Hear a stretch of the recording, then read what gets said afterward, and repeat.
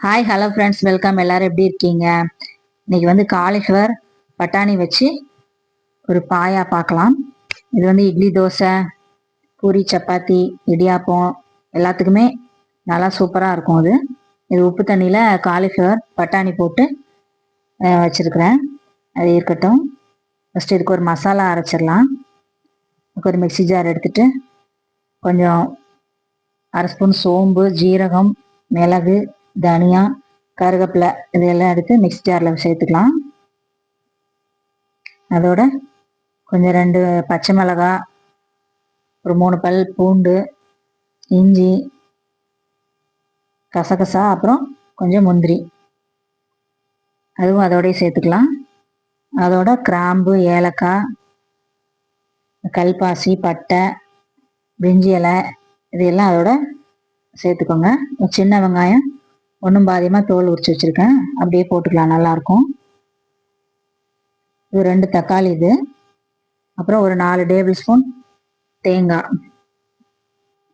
இது எல்லாத்தையுமே போட்டு தண்ணி விட வேண்டாம், தக்காளியில் இருக்கிற தண்ணியே போதும். இது போட்டு நல்லா பேஸ்ட்டாக அரைச்சி எடுத்துக்கலாம். ஃபஸ்ட்டு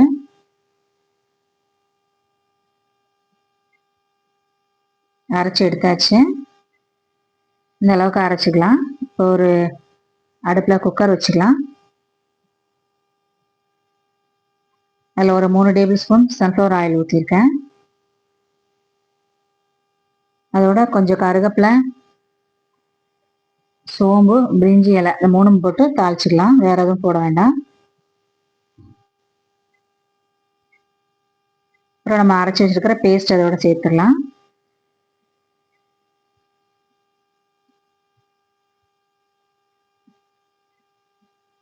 நல்லா மிக்ஸ் பண்ணி விட்டுட்டு இது கூட உங்கள் காரத்துக்கு ஏற்ற மாதிரி கொஞ்சம் மிளகாத்தூள், கறி மசாலா தூள், ஒரு 1/4 ஸ்பூன் மஞ்சள் தூள்.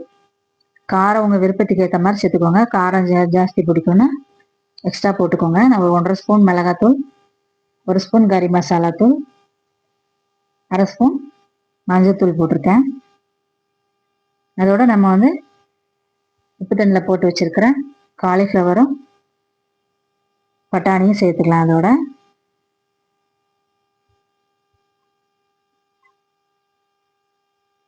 உப்பு சேர்த்துக்கோங்க. உப்பு சேர்த்துட்டு ஒரு 1/2 கிளாஸ் தண்ணி ஊற்றிடலாம். அதில் மிக்சி ஜாரில் தண்ணி ஊற்றிக்கோங்க.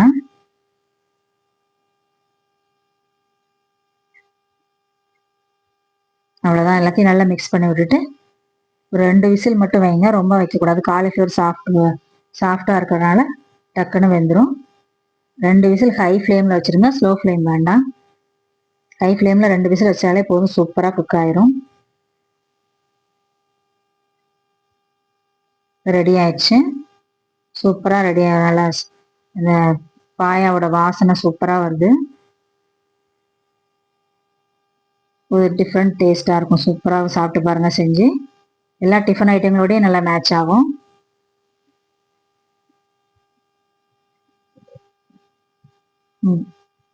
கொஞ்சம் கொத்தமல்லி சேர்த்துக்கலாம்.